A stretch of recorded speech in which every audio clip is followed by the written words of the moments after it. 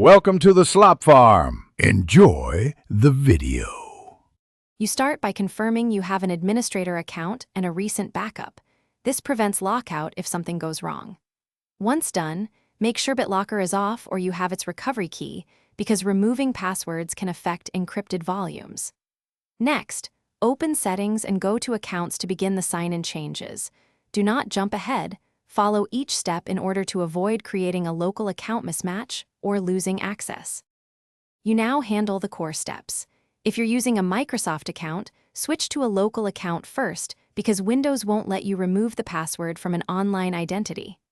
Once on a local admin account, press Win+R, type netpluis, and uncheck the box that requires users to enter a password.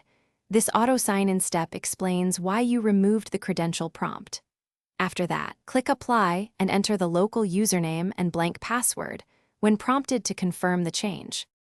Finish by restarting the PC to confirm Windows signs in automatically. This proves the change took effect. Once confirmed, you can optionally enable a PIN or Windows Hello for faster relock access without a full password, because these are separate sign-in methods. If something goes wrong and you are locked out, use another admin account or a recovery drive to revert netpluis changes. That single troubleshooting tip will get you back in without having to reinstall the OS. Thanks for watching. Consider subscribing if we helped you today.